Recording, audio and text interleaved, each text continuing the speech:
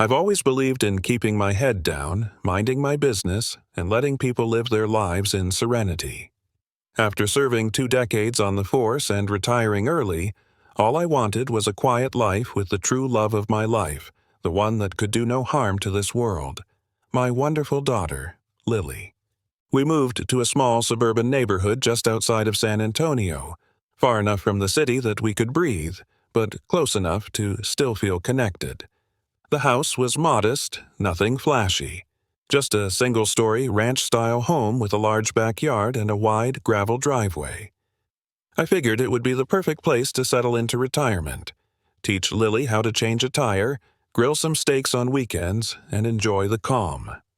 But if you've ever dealt with an HOA, especially one run by a pack of power-hungry wannabes, you know peace doesn't last long. Within a week of moving in, I started to notice the signs. Literal signs. No street parking after 9 p.m. Grass must be maintained under 3.5 inches. No unapproved structures on the front lawn. It wasn't just a few gentle reminders either. These signs were plastered on lamp posts, staked into grass medians, and shoved into every mailbox like flyers for a yard sale. I asked a neighbor who was behind it. His answer? The Neighborhood Preservation Council. A name that sounded official, but wasn't. That's when I found out the place didn't even have a real HOA. Just a group of self-appointed busybodies who called themselves the NPC. Apparently, they printed their own violation notices, patrolled the streets with clipboards, and even wore fake uniforms on weekends. I laughed when I heard that. Fake HOA cops? I asked. That can't be legal. My neighbor, a quiet guy named Rob who always wore socks with sandals, nodded grimly. They're not real cops, but they act like it. They even gave themselves radios and call signs. It's like a live-action role-play, but with harassment. Still, I let it go. I figured if I kept my lawn trimmed and my trash cans tucked away, they'd leave me alone. For the most part, they did until they didn't. The real trouble started on a Saturday morning while I was at a department reunion. Lily, who was 16 at the time, stayed home to catch up on schoolwork and hang out in the backyard. She was never a troublemaker. Smart, respectful, and tougher than she looked. She got that from her mother. When I came home that afternoon, I immediately knew something was wrong. The gate to our backyard was hanging open. Lily's phone was on the porch, and worst of all, she was gone. I called her name, checked every room in the house, and walked the entire property twice before my instincts kicked in. I knew something had happened. Then I saw the security footage. My house has a camera system installed. 6 cameras total, covering all angles. I pulled up the footage from around noon, and what I saw made my blood boil. 2 men wearing fake uniforms and NPC patches marched onto my property, walked straight into my backyard, and confronted Lily. One of them, a lanky guy with mirrored sunglasses, pointed a finger in her face. I couldn't hear what he was saying, but Lily shook her head and stood her ground. The other man, heavier set with a radio clipped to his chest, moved behind her and, without warning, grabbed her arm. Together, they escorted her, dragged her off the property. I froze. Then, rage took over. These weren't cops. They had no right to touch my daughter, let alone remove her from our private property.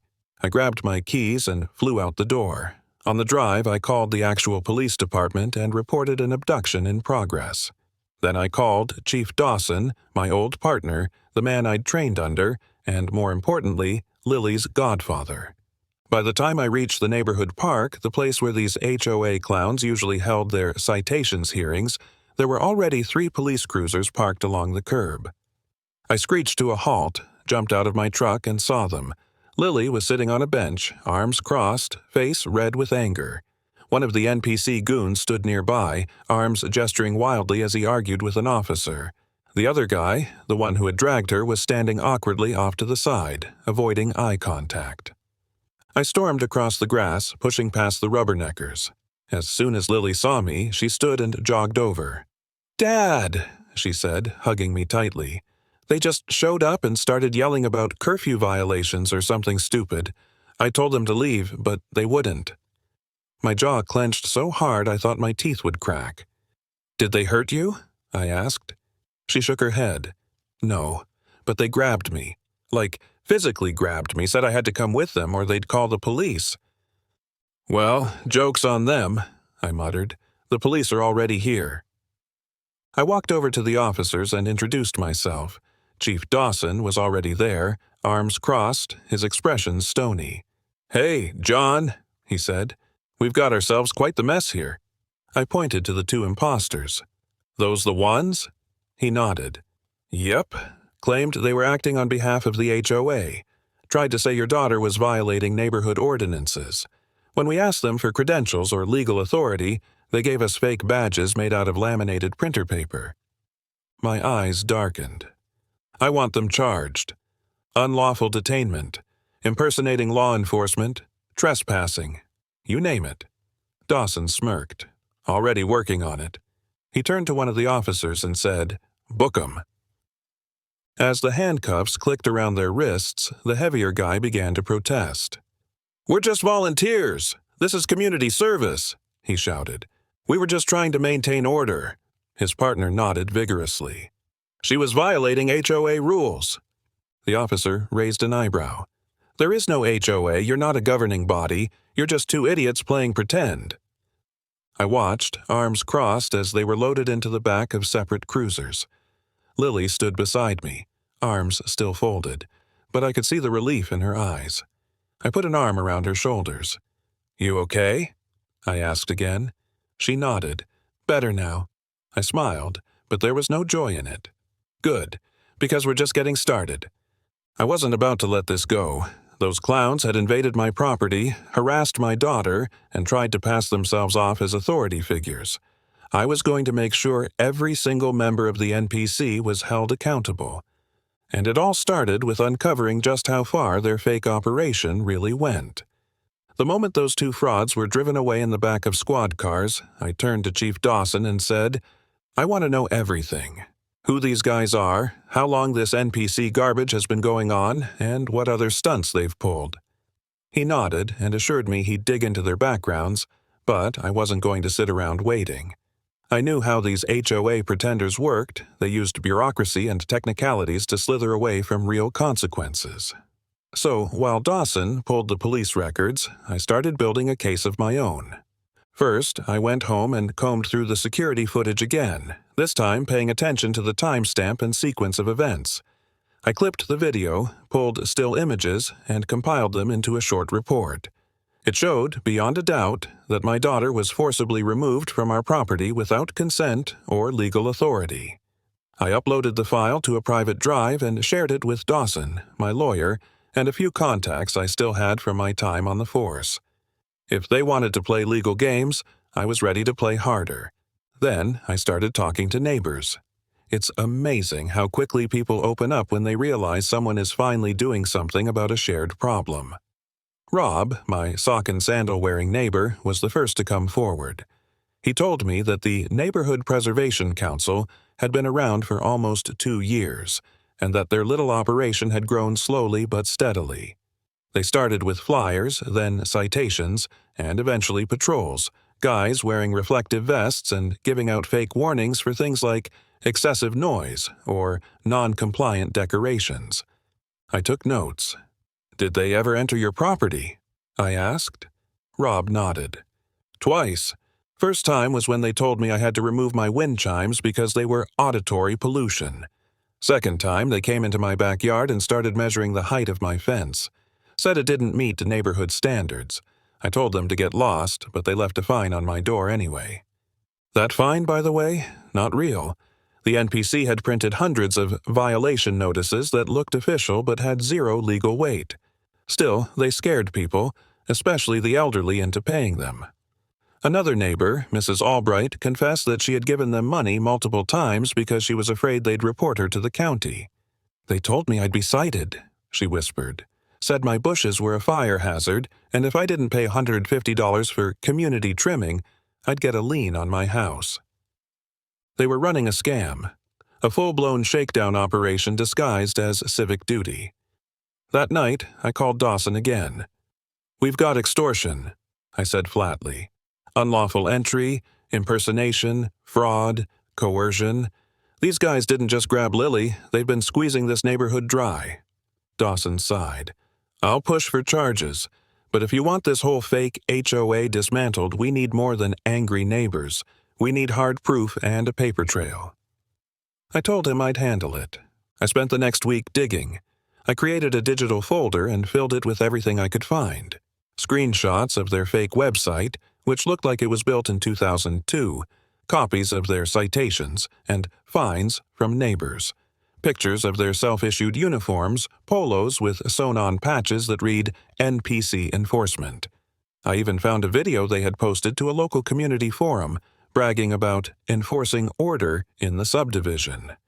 One guy, tall, thin, with a clipboard and a goofy radio headset, stood in front of someone's house and said, "We're just here to make sure everything's up to code. We have the authority." That was the same guy who grabbed my daughter. After pulling every receipt, social media post, and backyard horror story I could find, I sat down and wrote a formal complaint addressed to the county prosecutor's office. It was over 20 pages long, complete with attachments, evidence links, and resident statements. I wasn't just asking for charges, I was demanding a full investigation. The day after I submitted the complaint, the story started to spread. First, it was the local Facebook group someone leaked the security footage of Lily being dragged off our property. Then, a retired journalist who lived a few blocks over picked it up and wrote a blog post titled, "Fake HOA Thugs Caught Assaulting Teen Girl." Within 48 hours, the news vans arrived. Reporters stood outside the gates of our subdivision interviewing anyone who would talk. Mrs. Albright cried on camera. Rob showed off his fake citation board he had saved every one of the phony fines the NPC had issued him. And me? I didn't hide. I stood in front of my house and gave a short, calm statement. My daughter was unlawfully detained by people pretending to be law enforcement. They used intimidation, fake badges, and community fear to seize control of this neighborhood. That ends now. I could tell the story struck a nerve. By the end of the week, it had been picked up by 3 major outlets and was circulating on local radio. I even got a call from a state-level investigator asking for access to the evidence I had compiled. But the real hammer didn't drop until Chief Dawson called me late one night. "You're going to want to hear this," he said. "We dug into the 2 guys you caught, Turner and Briggs. Both have criminal records. Minor stuff. Turner got caught selling fake IDs back in college. Briggs was fired from mall security for getting into a fight with a kid who wouldn't take off his hoodie." I grunted. "Fits the profile." "But it gets better," Dawson continued. "We ran their recent transactions. They've been collecting monthly payments from about 40 households, all under the guise of HOA dues. No registered nonprofit, no oversight, just cash and Venmo straight into their personal accounts." I rubbed my temples. "How much?" "We estimate they've collected close to $30,000 over the past year. Extortion, fraud, impersonation, assault, kidnapping, the charges were piling up. And now, we had the money trail to match." Dawson promised to loop in the financial crimes unit, but I already knew how this story would end. Once the feds saw the paper trail, it would all come crashing down. And still, something didn't sit right. These 2 weren't smart enough to set up a scheme like this on their own. They were foot soldiers, maybe the front-facing muscle, but someone was pulling the strings behind the scenes. Someone with a longer reach and deeper motives. I intended to find out exactly who that was, because no one, no matter how clever, was going to get away with touching my daughter. The more I thought about it, the more obvious it became Turner and Briggs didn't create the Neighborhood Preservation Council out of nowhere. They didn't have the resources, the organization, or even the smarts to orchestrate something this large on their own. Sure, they were the enforcers, but the entire scam had a structure: monthly dues, coordinated fines, a website, and fake documents that mimicked legitimate county paperwork. That wasn't something 2 overconfident wannabes built overnight. Someone had put them up to it. I started backtracking. I pulled up the WHOI's data for the NPC website. It was registered to a shell company called Civic Renewal, Inc. The address listed? A rented mailbox at a local UPS store. I wasn't surprised. This was standard practice for shady operations trying to keep their hands clean. But I knew how to dig deeper. I checked the payment processor tied to the HOA payment page. That's when I struck gold. The payments went through a small merchant services company registered to a woman named Judith Hanley. That name rang a bell. I dug into the county's business registry and found her listed as the treasurer of the old HOA, the one that had been dissolved after a vote nearly 3 years ago. That's when it all clicked. Hanley had refused to accept the community vote that shut down the HOA, and when it was officially disbanded, she must have gone rogue. She kept collecting dues, created a new front with a slightly different name, and slowly rebuilt her control just with a different mask. I forwarded everything to Chief Dawson, but I wasn't done. I started asking around, casually bringing up her name in conversations with neighbors. Turns out, she had stayed active behind the scenes, no longer listed on any board, but constantly pushing suggestions to neighbors, attending every county planning meeting, and even pushing for zoning adjustments on her street. She was a control freak with a vendetta, and now, with the Turner and Briggs acting as her muscle, she had created a shadow HOA that was never voted into power. I had all the motive I needed.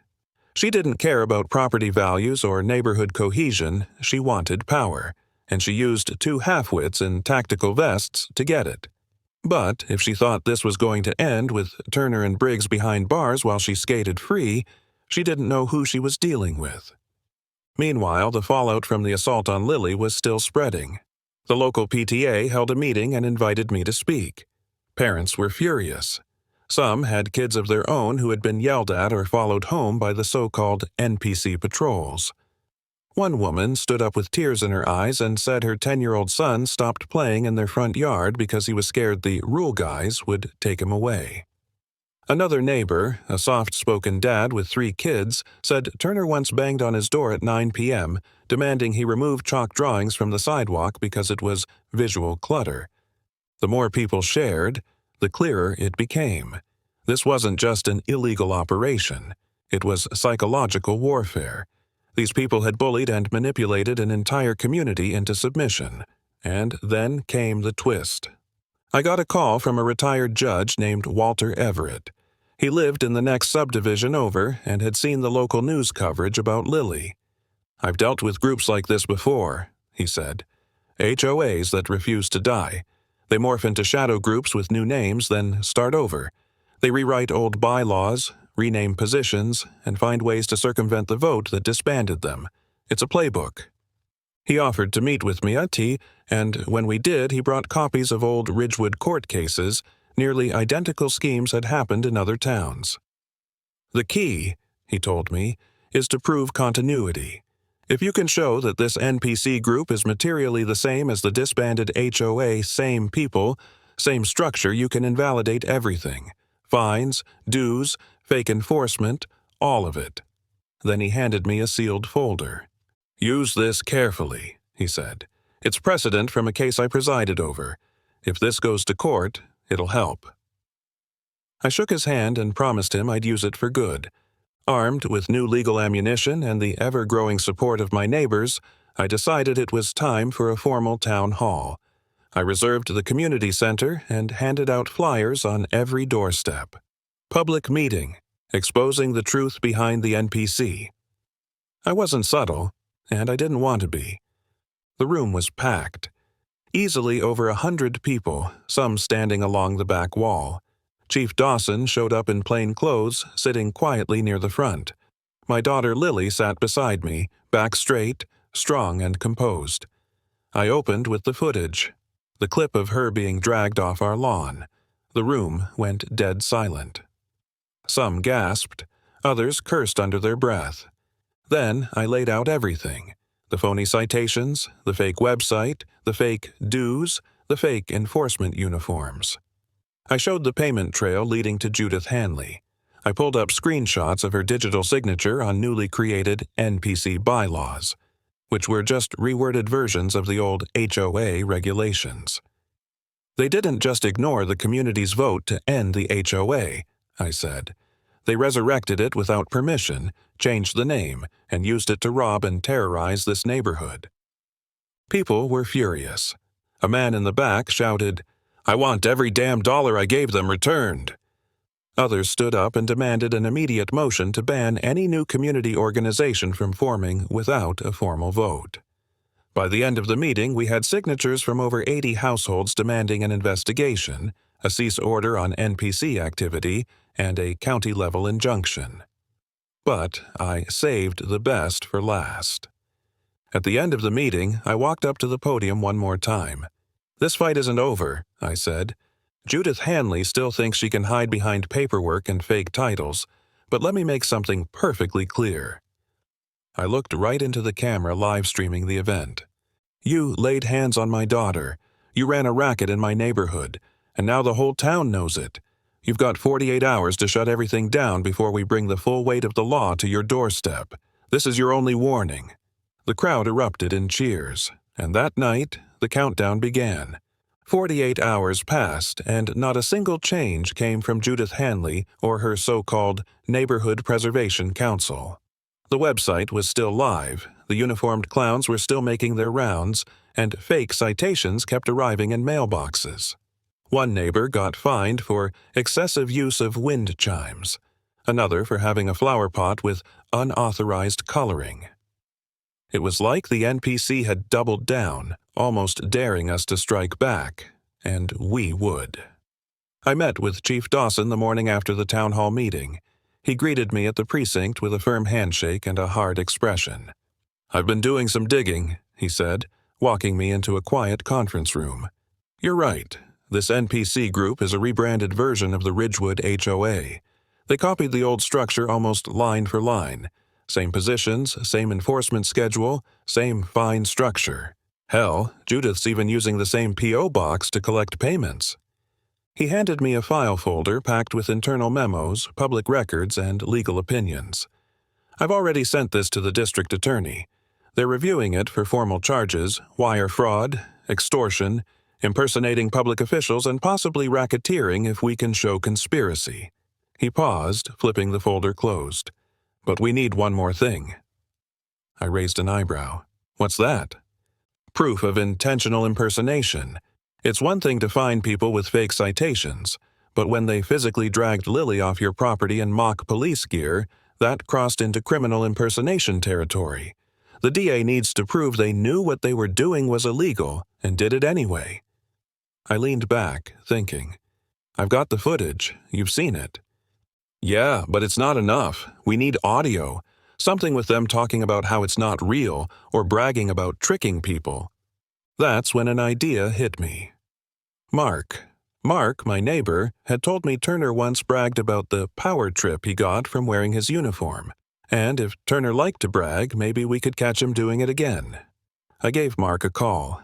"Hey," I said, "you remember how Turner used to shoot his mouth off during neighborhood patrols?"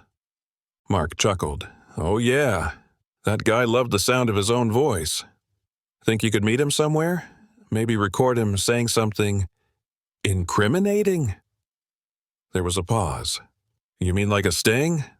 "Just a conversation," I said. "Nothing illegal. Just let him talk." Mark agreed. He called Turner and invited him for beers at a local dive bar where they used to hang out after softball games. I set Mark up with a hidden mic app on his phone and gave him a crash course in baiting a narcissist into talking. Sure enough, Turner couldn't resist showing off. I listened to the audio later that night with Chief Dawson. It was all there. Turner bragging about how easy it was to slap on a vest and look official. Him laughing about the time a woman almost fainted when he threatened to fine her for mismatched patio furniture. And the golden line Turner saying, "They think we're real. That's what makes it work. Nobody questions a guy in a uniform." Chief Dawson smiled. "That's the nail in the coffin." 2 days later, Turner and Briggs were arrested on charges of impersonating law enforcement, unlawful restraint, and trespassing.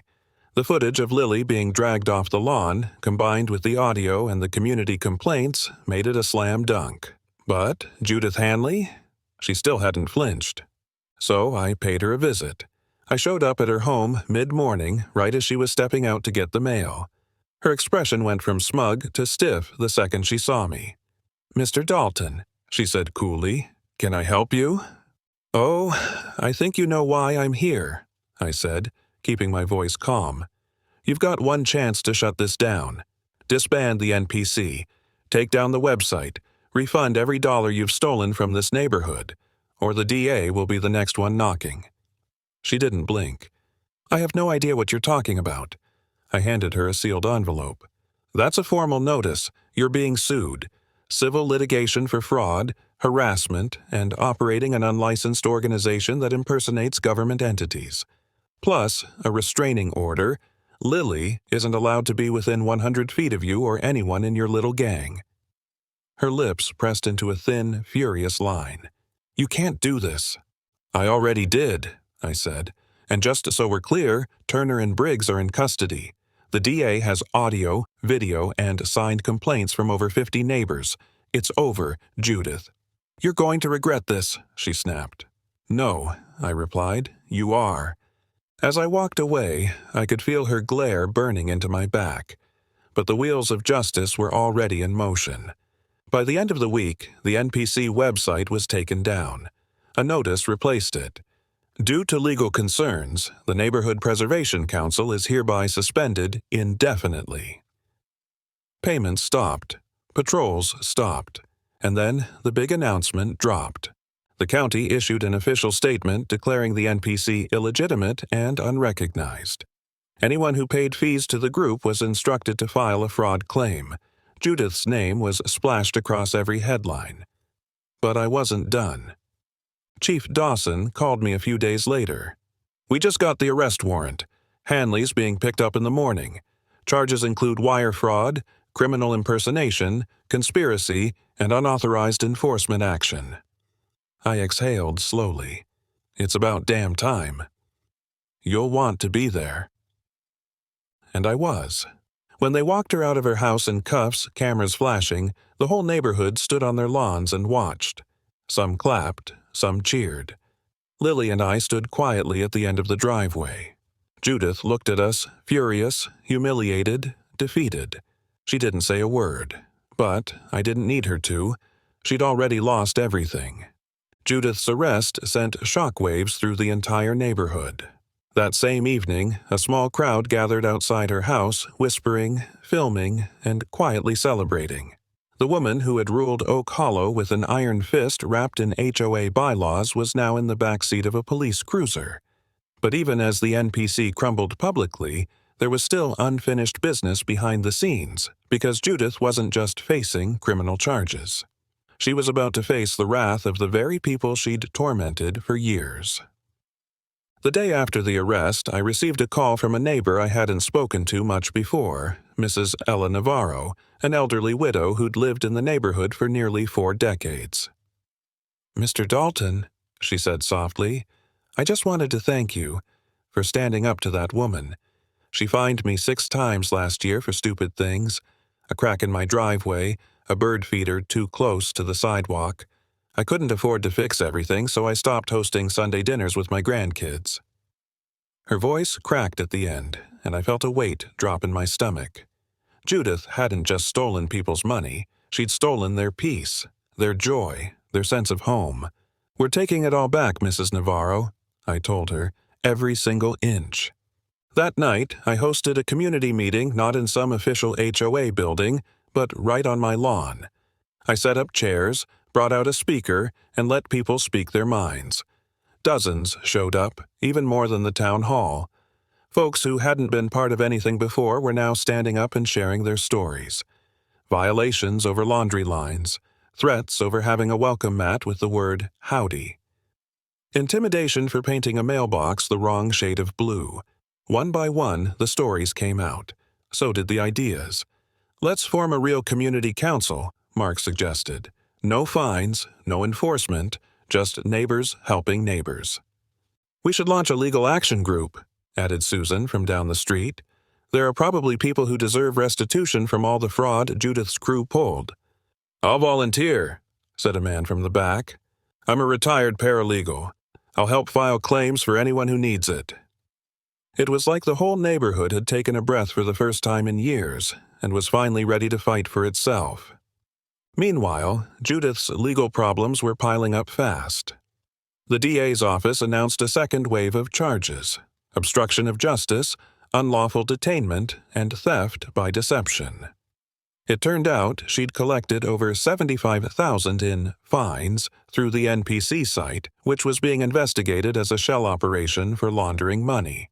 And the best part? Her biggest mistake wasn't even the fraud. It was dragging my daughter off our lawn. Lily was now at the center of the civil suit I had filed, backed by multiple attorneys and over 60 neighbors. The emotional distress, the physical mishandling, the invasion of our property, all of it was being brought before the court. But we weren't just suing Judith. We were going after every board member of the NPC who had signed off on the fake citations, patrols, and neighborhood orders. That included Turner and Briggs, who were still sitting in jail awaiting trial.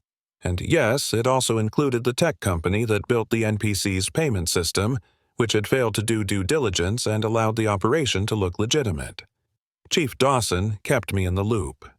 "You've opened a floodgate," he said over coffee one morning. "We've got people from 3 other neighborhoods calling in with similar HOA horror stories.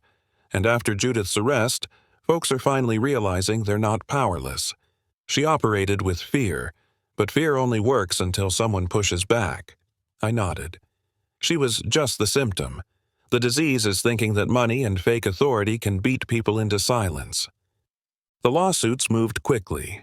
Maybe it was the media pressure, or maybe the judge had had enough of these cases, but within 2 weeks, there was a court hearing. Judith showed up in an orange jumpsuit, wrists cuffed, with her lawyer shuffling behind her, looking miserable. The courtroom was packed. Half the neighborhood was there. News crews lined the hallway. "Understand the charges against you?" She nodded stiffly. "Do you have anything to say before I make my ruling on pretrial motions?" That's when she snapped. "I was trying to help this community," she shouted. "You think any of these people care about rules? They leave their bins out. They mow their lawns wrong. They park on the street like animals. Someone had to bring order." The judge raised an eyebrow. "So, you created fake uniforms and fake laws to do it?" Judith stammered. "The real HOA failed. I just picked up the pieces." "The pieces you had no legal right to touch," he replied coldly. "Motion denied. All charges stand. Bail is denied. This case will proceed to trial, and based on your own statements today, you've made the prosecution's job significantly easier." She shrank in her seat, pale and trembling. When the hearing ended, we walked outside to a sea of reporters. I didn't say much, just enough for the camera. "This isn't about one person," I said. "This is about reminding everyone that the law exists to protect, not punish. That community is built on respect, not intimidation, and that nobody, no matter how many fake badges they wear, can drag a child off their lawn and expect to get away with it." That quote made headlines. Judith's face, in contrast, was plastered across every major outlet with the words, "Fake, HOA, Queen, faces, felony charges." It felt good, but we still weren't done. Because even if she was going to prison, the mess she created still needed cleaning up, and I wasn't going to stop until every fake fine was refunded and every affected neighbor saw justice. In the weeks that followed Judith's courtroom meltdown, the community transformed in a way I never thought possible. What was once a neighborhood filled with hushed conversations, paranoia, and quietly paid fines was now buzzing with action. Neighbors who barely made eye contact before were suddenly banding together, filing paperwork, attending meetings, and laying the foundation for real accountability. We weren't just watching a crooked HOA collapse, we were building something entirely new in its place. The first victory came with the court-ordered dissolution of the NPC, the fake HOA Judith had used to justify her reign of terror. All assets associated with it, including the funds from the neighborhood patrol and the illegally issued fines, were frozen. The judge ordered a full audit, and what came out of it shocked even the most skeptical neighbors. Over $95,000 in fines had been funneled into a personal account controlled by Judith under the guise of administrative costs. Of that money, nearly $40,000 had been spent on luxury items, private getaways, and a suspicious security expense line item that led to, of all things, a vacation in Maui. That audit became the linchpin in our civil suit, with our lawyers presenting financial misconduct, impersonation of public officials, and emotional harm caused by the assault on Lily. It didn't take long for a settlement offer to come through. Judith's defense team knew the case was a losing battle, and they were desperate to minimize her sentence. She offered to settle for $400,000 to the affected families and resign permanently from any form of public authority. I rejected it. Not because I was greedy, but because no dollar amount could undo what she did. Instead, I countered with something even better: reparations plus a legally binding clause that forced her to record a full, on-camera apology to the community, one that would be distributed across every HOA in the county as part of a mandatory ethics and conduct training for board members. Judith tried to fight it, claimed it was cruel, but when her own attorney reminded her of the pending criminal charges and the damning financial audit, she relented. The video was shot in a sterile courtroom chamber. She sat stiffly in a chair, dressed in muted gray, hair pulled back, eyes watery from either shame or rage, or both. "My name is Judith Hanley," she said, voice low and clipped, "and I am recording this as part of a court-ordered agreement following my role in the unlawful operation of the NPC Homeowners Association." She swallowed hard, then continued. "I impersonated authority. I issued fake fines. I used intimidation tactics, and I failed to treat my neighbors with respect and dignity. Most unforgivably, I participated in the wrongful detainment of a teenage girl, Lily Dalton, who I now know to be the daughter of a respected law enforcement officer. I deeply regret my actions and the harm I caused. I accept full responsibility." It was as close to an admission of guilt as we were going to get, and it was more than enough. The apology video went viral within days. Local news stations played it during the evening slot, and within a week, HOA watchdog groups from across the state were sharing it as a cautionary tale. Judith had gone from self-appointed sheriff of the suburbs to a poster child for HOA abuse and the consequences that follow. Meanwhile, back in our neighborhood, the winds of change were blowing strong. The fake bylaws? Repealed. The patrols? Disbanded. The mailbox? Inspection tickets? Lawn measurement mandates? And silent drone surveillance? All gone. In place of it, we established the Oak Hollow Neighborhood Committee, a volunteer group elected by the residents with no authority to fine or punish, just to organize events, keep communication open, and help connect neighbors in need. The first thing we did? Hosted a block party, no permits, no restrictions, just grills, lawn chairs, and laughter echoing down the streets. Lily, finally free from the weight of the incident, became something of a local celebrity. She even gave a short speech at the party, standing on a picnic table, clutching a lemonade. "I didn't think standing my ground would make a difference," she said, smiling. "But I'm glad I did, because now I don't just feel like I live in this neighborhood, I feel like I'm part of it." The crowd erupted in cheers. Chief Dawson was in the back, arms crossed and nodding slowly, his face softening with rare pride. He pulled me aside afterward and said, "She's going to change the world someday, you know." I looked at my daughter, laughing with friends, smiling with the lightness of someone who had earned justice. She already is. As for Judith, she pled guilty to multiple charges, including impersonating an officer and wire fraud. The judge gave her 3 years in state prison light, in my opinion, but symbolic. She lost her home, her reputation, and any future of HOA leadership. When she was led away in cuffs, no one shed a tear.